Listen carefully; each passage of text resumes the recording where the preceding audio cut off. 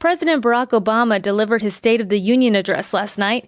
It was more than an oration on the condition of the nation, but it was also a major political speech that was designed to fire up his political base as he runs for re-election. And with Latinos being the largest swing vote in the nation, many are wondering if Mr. Obama adequately addressed their concerns. Jacob Monty is a board member for the Hispanic Republicans of Texas. You know, we heard great rhetoric. He's a very good speaker. Regrettably, 3 years later, we know that, great speeches don't turn into facts and improvements for the Latino community. There's a lot of disappointment on the issue of immigration.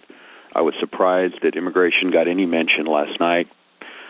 He had the power to fulfill his promise on resolving the immigration matter when he controlled both houses of Congress, and he didn't do that. The Hispanic community is very disappointed on that front.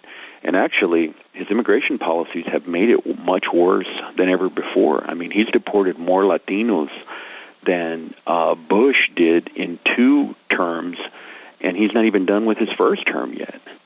So there's a lot of disappointment on that front. There's disappointment on the job front as well. Increasingly, the oil and gas industry is populated by Latinos. So I don't know if you've been to Midland lately or Pasadena, Texas, but these are not Anglo enclaves now. They're Latino enclaves, and the rejection of the Keystone Pipeline was a big disappointment. The Latino community in the United States has been hardest hit by the economic crisis, experiencing job losses and foreclosure rates higher than most Americans. With Latinos now numbering more than 50 million, or 1 out of every 6 Americans today. This is a huge voting bloc that President Obama is trying to get, but is he being able to provide them the economic security? Promesas don't turn into hechos. Promises don't turn into facts. He overpromised in 2008, and Latinos bought it hook, line, and sinker. I mean, 67% of us voted for him.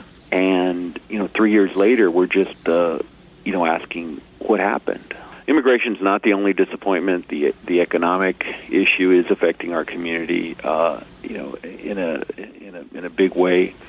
There's uncertainty. There's unemployment. Mr. Monty, you're representing the Hispanic Republicans of Texas, but I'm not hearing a counter proposal from the Republicans of Texas or anywhere else calling for a more nuanced approach towards immigration and deportation. Well, you're absolutely right. I mean, that's why it is very disappointing for Latinos, because on the one hand, President Obama promised a lot, has not delivered, has made it worse. Yet, flip over to the right and you listen to Mitt Romney and Santorum, and it's downright hateful. So, yeah, I mean, there's a saying, you go from Guatemala to Guatapeor, it's, from out of the frying pan into the fire. Yeah, it's not good there. Candidly, the only one who has some positive language on the immigration problem is Newt Gingrich.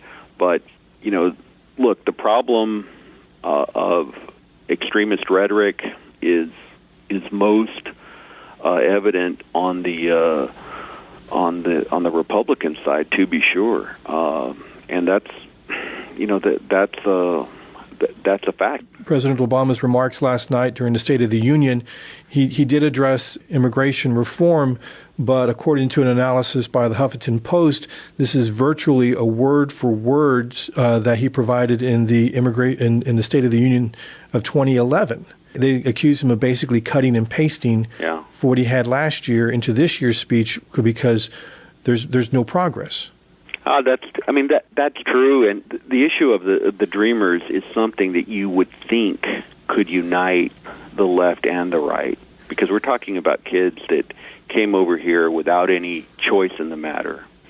Yet, even the DREAM Act is controversial. I mean, you have Mitt Romney saying if he were president, he would veto it. Mitt Romney has talked about self-deportation. Yeah, that's what is that?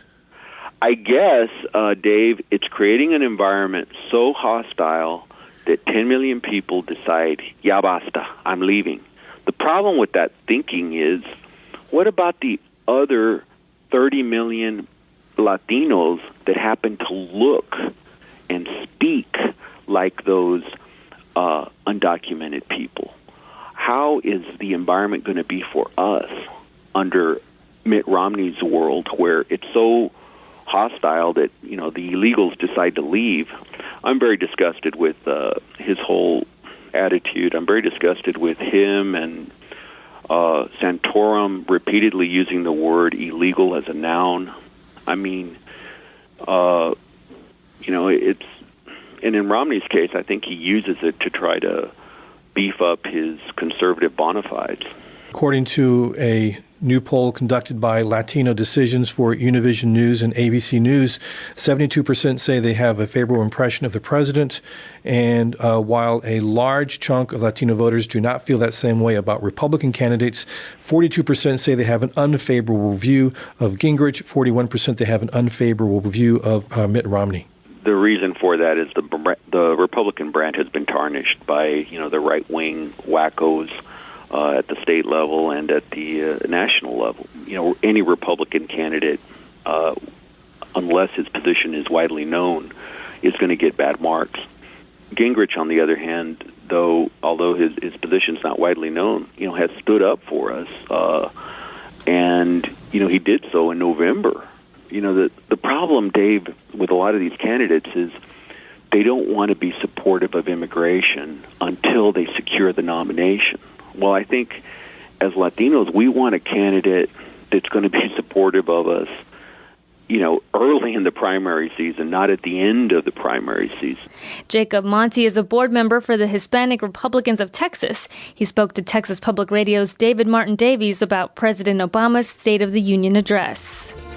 You've been listening to Fronteras, the Changing America Desk, a Corporation for Public Broadcasting funded journalism project focusing on covering the U.S.-Mexico border, the American Southwest, and the rising Latino demographic. Our theme music was composed by Charanga Cakewalk. Fronteras is online at fronteradesk.org.